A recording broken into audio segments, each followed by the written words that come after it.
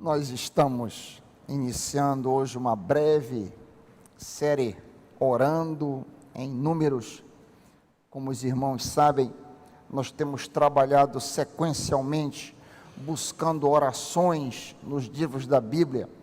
Passamos um período enorme orando em Gênesis, penso que uns 8 meses, mais ou menos. E aí, então, quando terminamos, varrendo uma oração atrás da outra naquele livro, nos voltamos para Êxodo, trabalhamos muito tempo. E aí, então, terminamos Êxodo.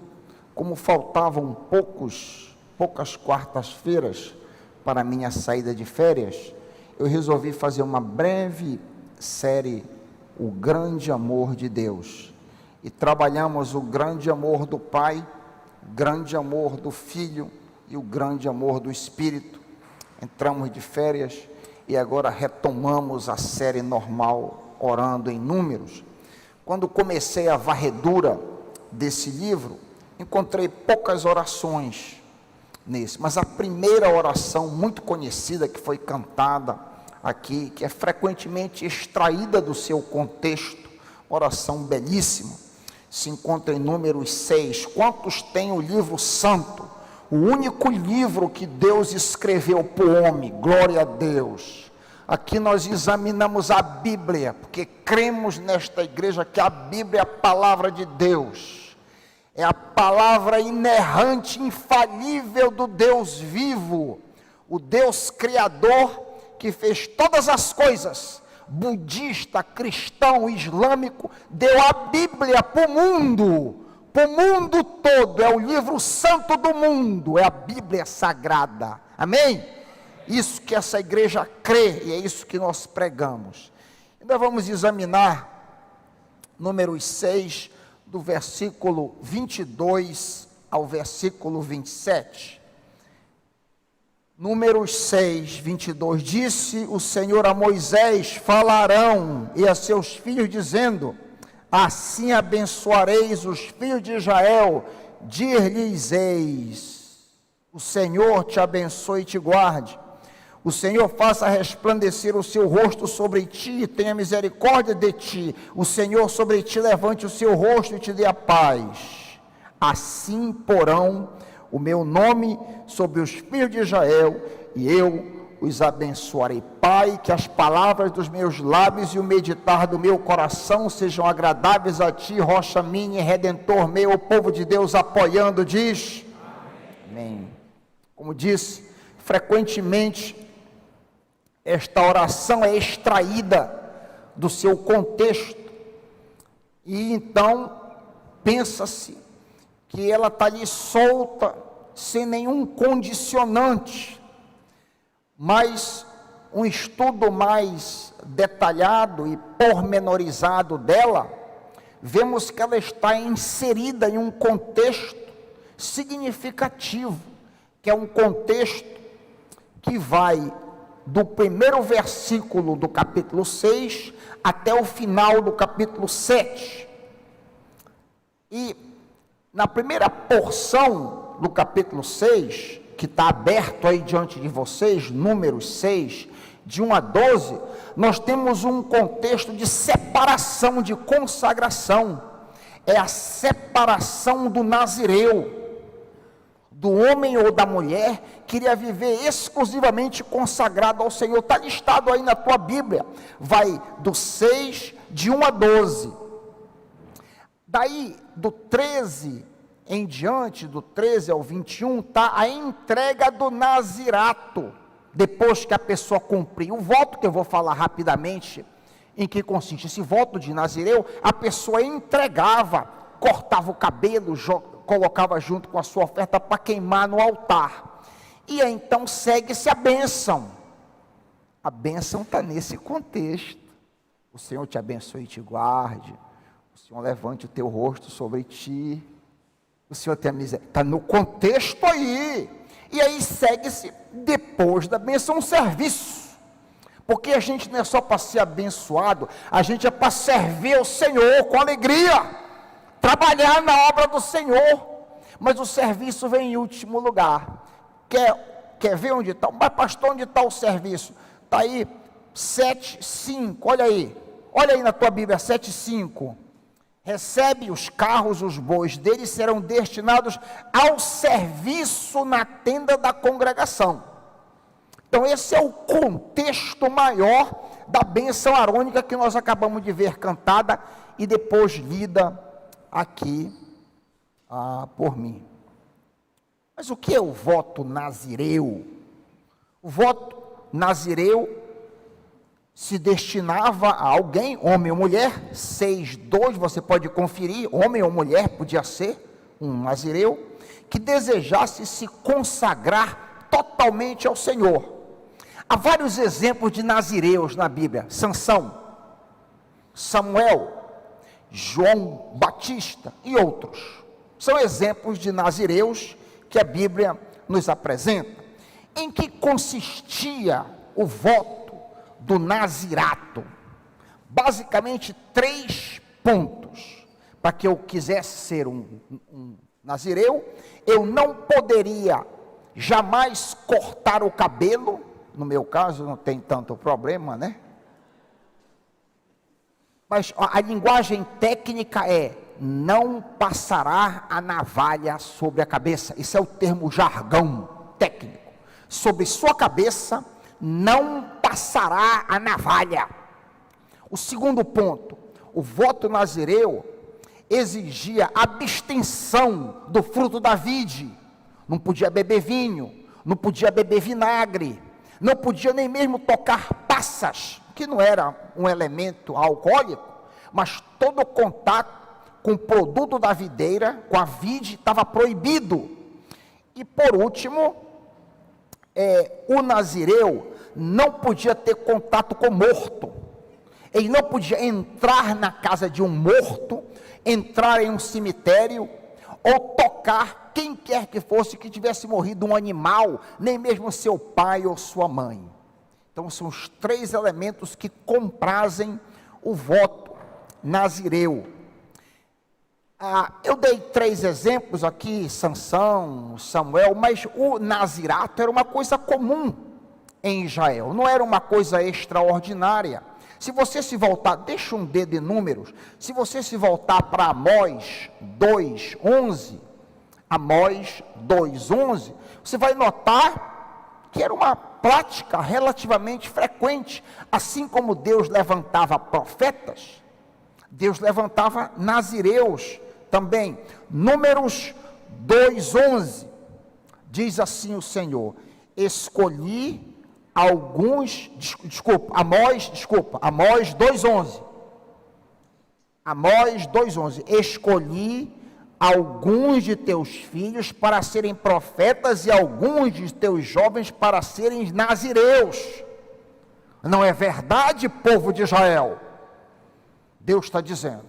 Aí depois ele segue dizendo: vocês prostituíram os nazireus, vocês. Depois ele dá uma sarabanda, mas era uma prática muito corrente.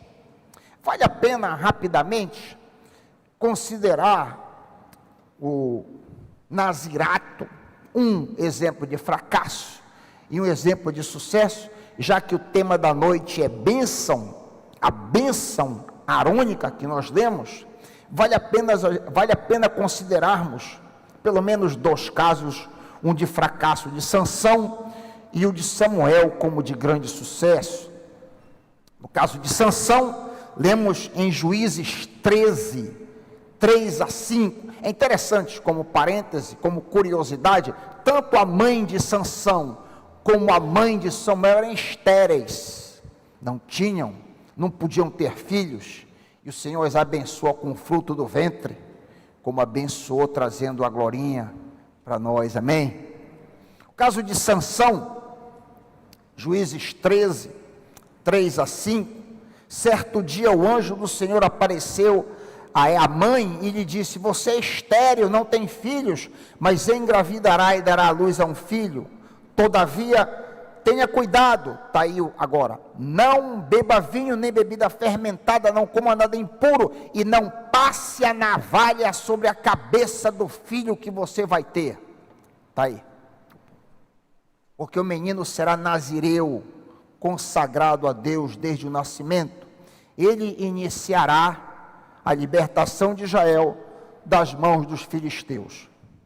Como juiz de Israel, Sansão trouxe alguns livramentos, trouxe vitória sobre alguns inimigos, mas ele tem pouco respeito pelo nazirato dele. Por exemplo, ele toca em morto, em Juízes 14, 8 e 9, provavelmente bebe vinho em um banquete, Juízes 14, 10, etc. Não respeitou muito o privilégio de ser um nazireu. Sansão teve um fim triste e trágico. Juízes 16, 23 a 31, que todos vocês sabem. Cego, ele fazia trabalho de animal, movendo uma rocha de moinho, uma rocha mó, encegueirado. Depois foi levado ao templo de Dagon. Então ele clamou pela última vez que Deus desse a ele força. Mas foi um fim trágico, que não respeitou a consagração que foi colocado aí. Um caso de sucesso é Samuel, muito conhecido também, em 1 Samuel 1, 10 e 11. 1 Samuel, capítulo 1, versos 10 e 11, temos as palavras de Ana. Ana, com amargura de alma, orou ao Senhor, chorou muito e fez um voto dizendo, estéril ela: ó Senhor dos exércitos, se atentares para a aflição da tua serva, e de mim te lembrares, e da tua serva não te esqueceres, e me deres um filho varão, eu darei por todos os dias da sua vida, e pela sua cabeça não passará navalha. Está aí o conteúdo, ou um dos pontos do nazirato.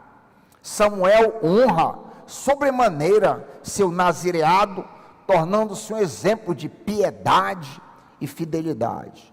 Último juiz de Israel, Samuel teve um fim belo e digno. 1 Samuel 25, 1. Samuel teve uma vida consagrada, que resultou na bênção do Senhor. Sansão teve uma vida desconsagrada, acabando por perder a bênção do Senhor. Então a bênção arônica está contida nesse contexto. É aqui que está encaixada a bênção que o camerata cantou hoje à noite. É o contexto de consagração e adoração. É interessante que a bênção por si, ela tem 3 petições, ela começa todas com o Senhor. Os versos 22, 23 e 27 são parênteses apenas, tá? A oração mesmo está contida nos versículos 24, 25 e 26, tá bem? São 3 petições. A primeira petição, olha aí o versículo 24, o Senhor te abençoe e te guarde. Segunda petição, o Senhor faça resplandecer seu rosto sobre ti e tenha misericórdia de ti. Terceira petição, o Senhor levante sobre ti o seu rosto e te dê a paz. A repetição, o Senhor, aponta, é uma sombra trinitária, aponta para a divina trindade. E os ofícios trinitários poderiam ser divididos da seguinte maneira: se nós trouxéssemos a doutrina da Santa Trindade para a oração, o Pai abençoa e guarda, o Filho tem misericórdia e o Espírito nos dá paz. Amém? Essa seria a aplicação da doutrina trinitária à oração arônica. A unidade da Trindade estaria amarrada no versículo 27, olha aí o versículo 27. Porão meu nome no singular, meu nome, um Deus, meu nome em 3 pessoas, Pai, Filho e Espírito Santo. O Pai respondendo pela bênção e a guarda, o Filho pela misericórdia e o Espírito pela paz. Há outros exemplos trinitários que eu poderia citar, apenas como curiosidade. O Antigo Testamento já tem sombras, já tem setas apontando para a doutrina da Trindade que será revelada no Novo Testamento. Por exemplo, em Isaías 6:3, quando do templo os anjos dizem: santo, santo, santo é o Senhor dos exércitos, a terra está cheia da sua glória. No Novo Testamento também várias flechas apontando para essa doutrina. 2 Coríntios 13, 14, por exemplo: a graça do Senhor Jesus, o amor de Deus e a comunhão do Espírito Santo sejam com todos vocês. Então, isso aí como introdução um tanto longa, eu queria rapidamente examinar as 3 petições que a gente leu. A primeira: o Senhor te abençoe e te guarde. O que quer dizer isso? Te abençoe tem relação a Deus nos dar todo tipo de bênçãos materiais e espirituais. Quando você ora, quando o sacerdote orava: o Senhor te abençoe, o Senhor te conceda todas as bênçãos, tanto materiais como espirituais, dizia ele ao povo de Israel. Na antiga aliança, as bênçãos eram principalmente bênçãos materiais. Uma lista dessas bênçãos está em Deuteronômio capítulo 28. Se você examinar Deuteronômio 28, você vai encontrar uma lista extensa destas bênçãos. 28, por exemplo, olha aí, 28, 3, proteção. 28, 4, fecundidade. 28, 7, derrota dos inimigos. 28, 8, fartura. 28, 9, o povo de Deus será separado. 28, 10, o inimigo temerá Israel. 28, 12, haverá riqueza, o povo israelita seria rico de bens. 13, honras, etc. Todas as bênçãos listadas em Deuteronômio 28 são bênçãos materiais. E esse é o foco da antiga aliança. Na nova aliança, que é o nosso caso, eu tenho que aplicar para nós. O que é que isso tem a ver comigo? No nosso caso, a principal bênção, como eu já disse várias vezes aqui nesta igreja, a principal bênção da nova aliança é vitória sobre o pecado. Essa é a principal e mais importante bênção do Novo Testamento. A quantidade de crente que é enganado porque não sabe a diferença entre a velha aliança e a nova aliança é aos borbotões.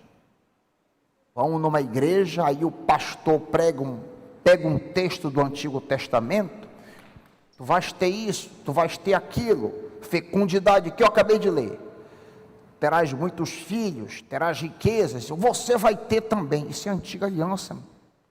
Deus pode ou não te dar, mas na nova aliança, tu vais ter vitória sobre o pecado. Pastor Raik, onde está isso? Onde está escrito isso? É a primeira promessa. Eu já bati muito, eu vou bater enquanto eu for pastor dessa igreja. Eu vou repetir isso. Mateus 1:21. Essa é a mais importante promessa. É a pérola exclusiva do Novo Testamento. Nenhum santo do Antigo Testamento tinha vitória sobre o pecado. Ele tinha perdão de pecados. É diferente. Ele ia ao templo para ser perdoado, ele não tinha vitória. Na nova aliança, ele vai ter vitória, ele vai vencer o pecado. Mateus 1:21.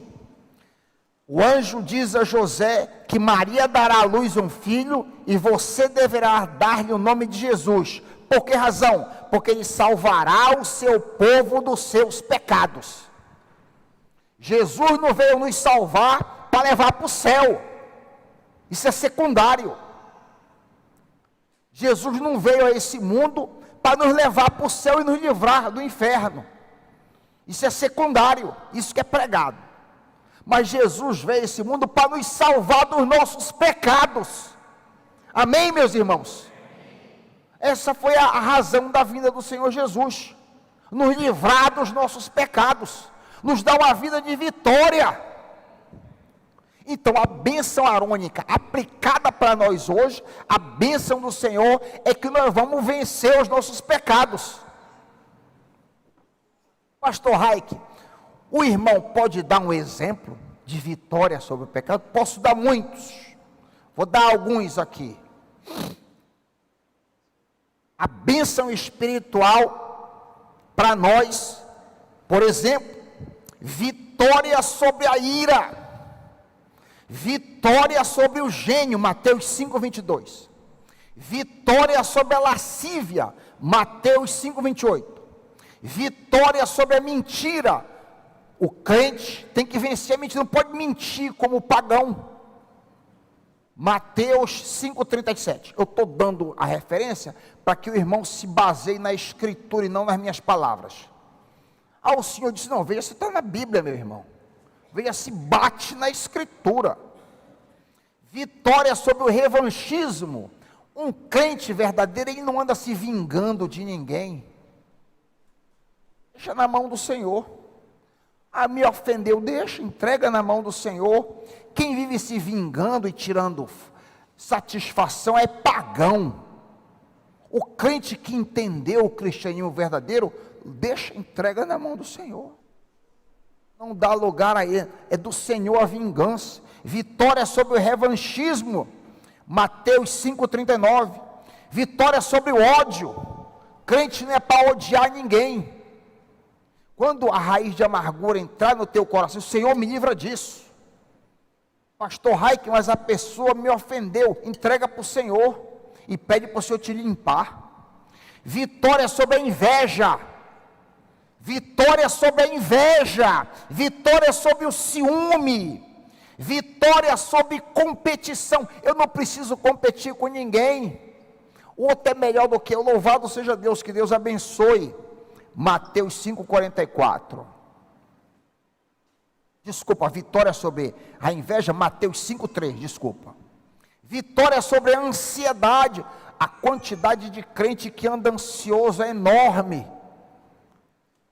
A quantidade de crente nascido de novo, membro da igreja, batizado, filho, neto e bisneto, ansioso. É para ter vitória sobre isso, meu irmão. A promessa está aqui. Onde é que está isso, pastor? Mateus 6:25. Vitória sobre a ansiedade. Entrega para o Senhor. Mas eu estou debaixo de uma pressão. A palavra do Senhor Jesus diz: não andeis ansiosos. Eu te pergunto, olha aqui para mim, qual é a diferença? Já que a Bíblia não tem sugestões, a Bíblia só tem comando. Você não vai encontrar sugestões em lugar nenhum da Bíblia. Tudo que você vai encontrar na Bíblia é comando, é ordem. Muito bem, qual é a diferença de uma ordem dessa aqui? Não matarás. Para uma ordem, não andeis ansiosos. Qual é a diferença? Nenhuma. É o mesmo Deus. Por que a gente leva a sério não matar? Nenhum de nós é doido para ir matar o outro, a não ser que esteja com desequilíbrio, não seja crente. Mas nenhum de nós, em sã juízo, não vai levar a sério o comando: não matarás, ou não adulterarás. E por que a gente não leva a sério também? Não andeis ansiosos. Qual é a diferença? Por que levar a sério uma e não levar a sério a outra? É o mesmo Deus que diz isso. Pastor Raik, como que eu faço para vencer a ansiedade? Entrega para o Senhor. Senhor, eu estou perdendo essa batalha. Eu estou ansioso. Eu tenho esse teste, eu tenho essa prova, eu tenho esse exame de sangue para fazer. Parece que eu estou com câncer, eu estou ansioso. Entrega para o Senhor. Senhor, a tua palavra diz que eu vou ter vitória. Eu estou suando. Dá licença, meus irmãos. A tua palavra diz que eu vou ter vitória. E eu quero ter vitória. Eu não quero andar ansioso. E é uma maravilha quando a gente não anda ansioso, repousando nos braços do Senhor. É tão bom. Então a vida do cristão, a bênção do cristão é essa liberdade. É para isso que nós somos chamados, é para isso que você é chamado. Que mais vitória espiritual? Vitória sobre o dinheiro. Vitória sobre o dinheiro. Mateus 6:24. E de forma geral, talvez a maior de todas as vitórias. Vitória sobre si mesmo. Vitória sobre si mesmo. Lucas 9, 23. Essa é a bênção, que o Senhor te abençoe. A bênção de Arão, que o Senhor te abençoe. Eu vou ter vitória, o Senhor vai me dar vitória, a bênção da vitória. Amém, queridos? A segunda petição, e te guarde. O Senhor te abençoe, te dê vitória sobre o seu pecado, e te guarde. O que é isso?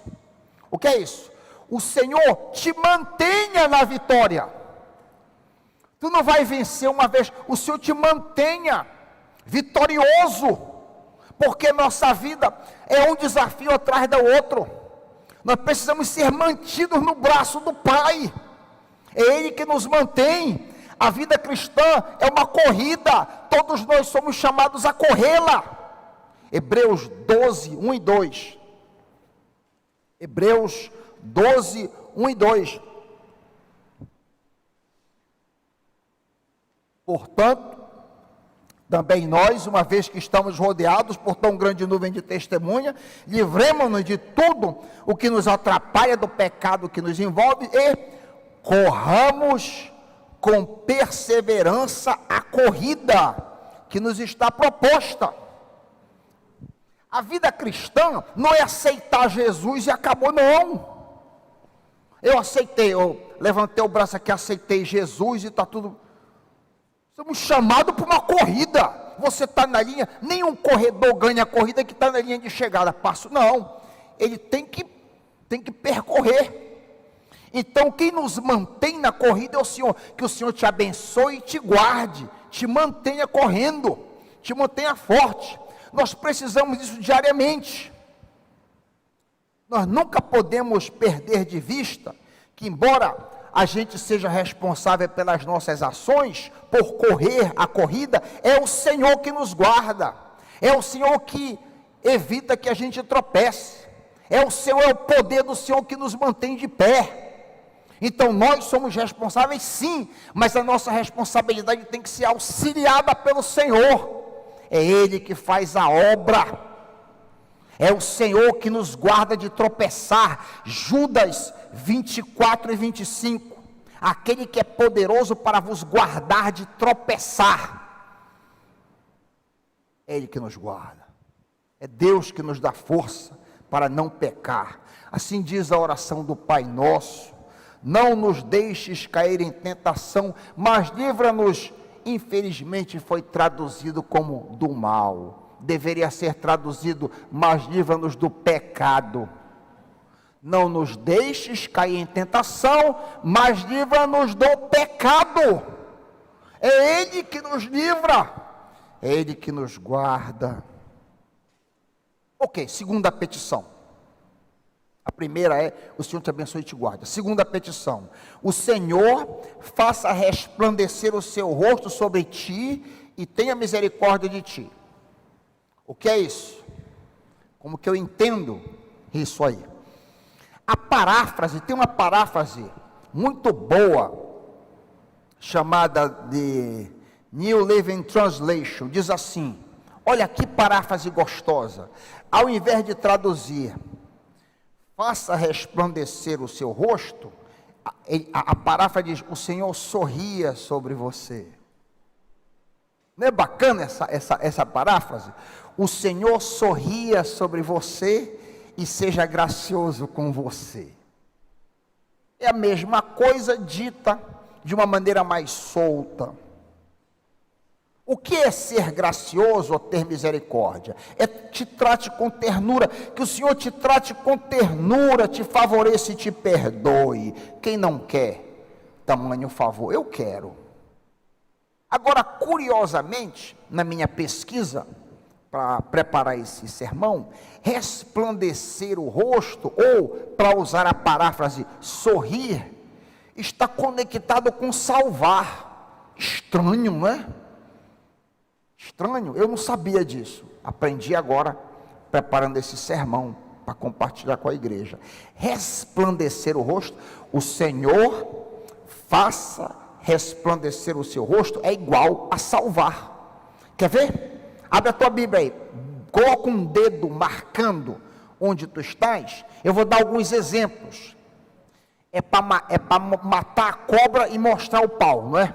Então vamos dar um exemplo aqui.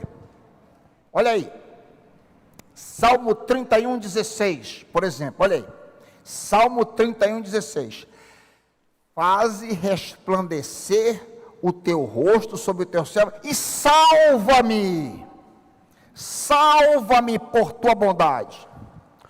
Outro exemplo, Salmo 67, 1 e 2, Salmo 67, 1 e 2, que Deus tenha misericórdia de nós e nos abençoe, faça resplandecer o seu rosto sobre nós, para que sejam conhecidos na terra os teus caminhos e a tua salvação entre as nações.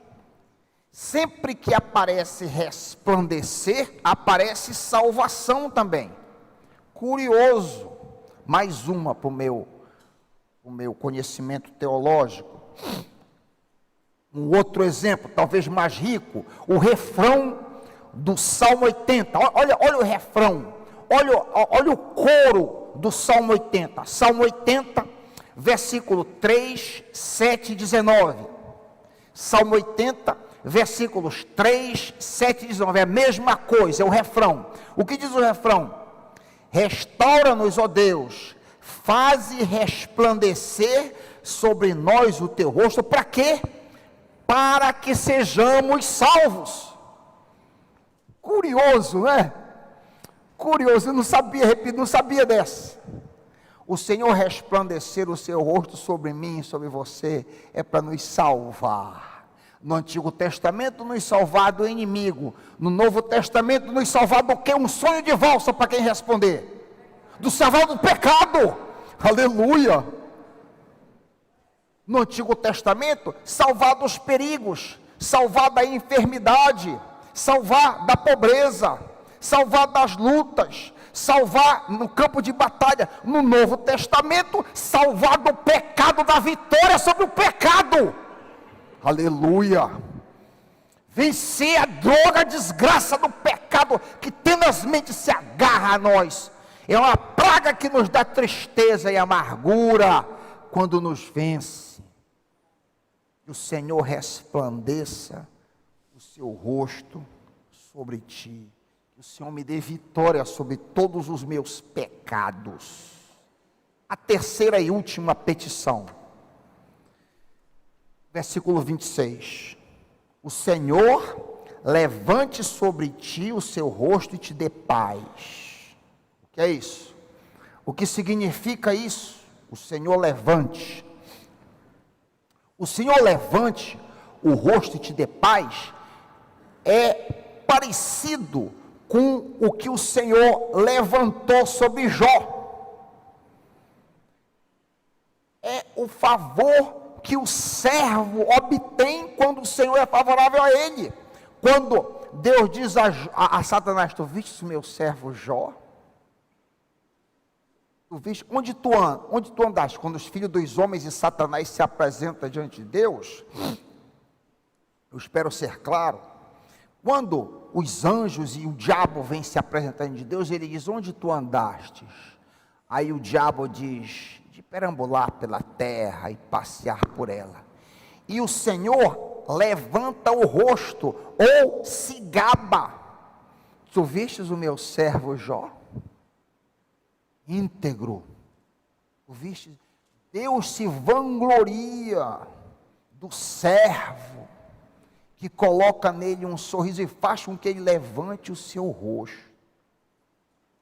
Levantar o rosto, então, é ter o aprovo de Deus. Levantar o rosto, a gente vê, além de Jó 1, 6 e 8, a gente vê também Jesus gabando o servo leal. É um outro levantar o rosto. Por exemplo, Mateus 25, 20 a 21. Ao que tinha recebido 5 talentos, trouxe os outros 5 e disse: o servo, o Senhor me confiou 5, veja, eu ganhei mais 5. Aí o Senhor levanta o rosto: muito bem, fostes fiel no pouco, te porei sobre muito, entra na alegria do teu Senhor. Aí o Senhor levantou o rosto sobre ele. Eu me faço entender, meus irmãos? Levantar o rosto é fazer com que o Senhor se agrade, o Senhor se orgulhe, o Senhor se ufane de você. O Senhor levante o seu rosto sobre mim. E por último, que o Senhor te dê a paz. A oração encerra com a paz.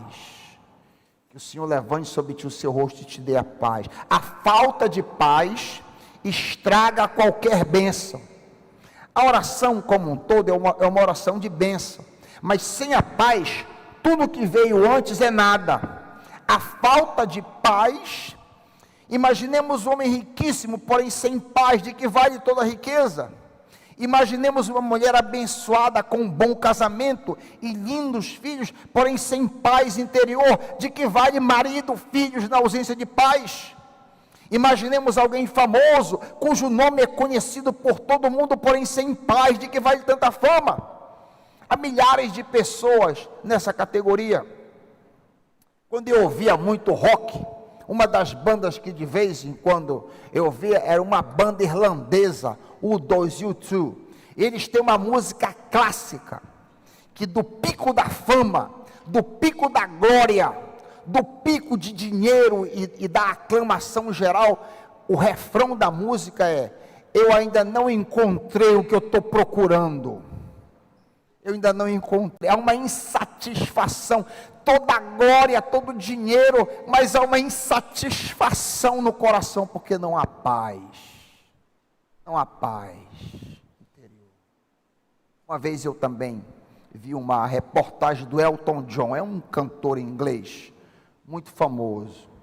E ele dizia que apesar de toda a riqueza, ele tem casa aqui, mansão acolá, castelo na ilha, uma coleção de sapatos notória, com milhares de pares de sapatos, e toda a glória, toda a honra, toda a fama, tudo que alguém pode querer, e ele diz: eu sou um homem tremendamente infeliz. Eu lembro até Salomão, que diz vaidade, das vaidades, tudo é vaidade, correr atrás do vento, e a paz é a âncora da alma, a paz no coração, a paz, o sossego interior, o shalom, é o descanso da alma prometido por Jesus. Deixo-vos a paz, a minha paz vos dou, não vou lá dou como o mundo a dar, não perturbe o teu coração. Ah, querido, querida, você que está ansioso hoje à noite, você que está com o coração perturbado, você que veio hoje à noite com o coração atribulado, apertado, ouça as palavras do Senhor: deixo-vos a paz, a minha paz eu te dou. O mundo pode estar pegando fogo, o mundo está se acabando, terremoto, maremoto e o raio que o parta, mas o Senhor te dá paz. A paz é marca de confiança em Deus. Enquanto que o direto oposto, a ansiedade, é uma evidência de desconfiança no Pai. Você anda ansioso, isso mostra que você não confia no Pai. Pastor Raik, isso é uma palavra dura. Pois é, mas eu estou aqui para dizer a verdade para você. Não visa ofender, mas quando você anda ansioso o tempo todo, é uma evidência para você que você não deposita confiança no Pai, porque quem tem um Pai no céu, coloca na mão dele.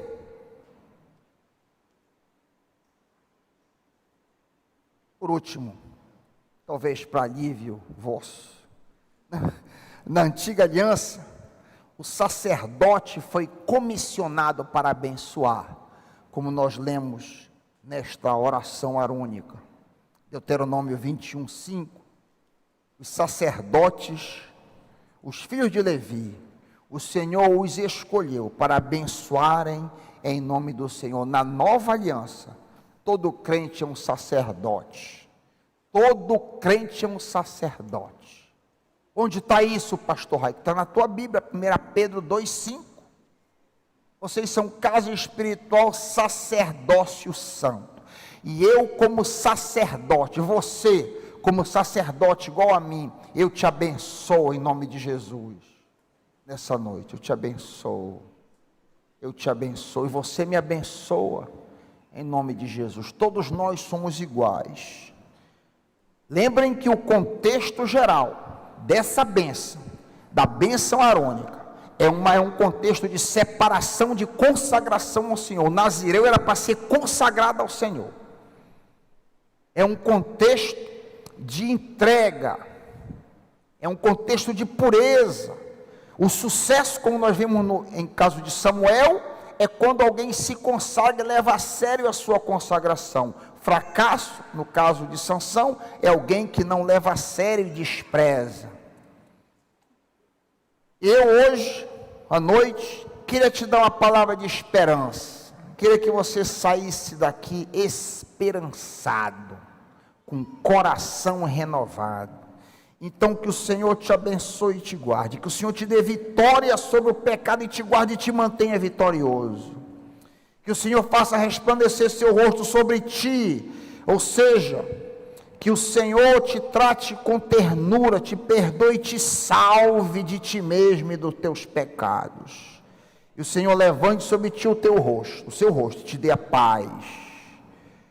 Que o Senhor levante sobre você, que você ganhe o aprovo do Pai, que o Senhor possa dizer de você o que Ele disse de Jesus: está aí o meu filho amado, em quem me comprazo. Assim como me alegro em Jó, que eu me alegre em você. Que Satanás possa ser envergonhado pela sua vida e pela minha vida. Amém? Que Deus aplique. Vamos orar? Vamos orar. Pai querido, obrigado pela tua palavra, Senhor, que é viva, palavra que mexe conosco, palavra de poder e autoridade que nos toca, que nos transforma. Ó Senhor, nos dá a tua bênção, nos dá vitória sobre nós mesmos, Pai, nos dá vitória sobre os nossos pecados, Pai. Tira de nós toda ansiedade, nos mantém vitoriosos, Pai. Nos mantém fortes por louvor da tua glória, Pai. E que nós possamos colocar um sorriso nos teus lábios, como Jó colocou um sorriso e orgulho nos lábios teus. Em nome de Jesus. Amém.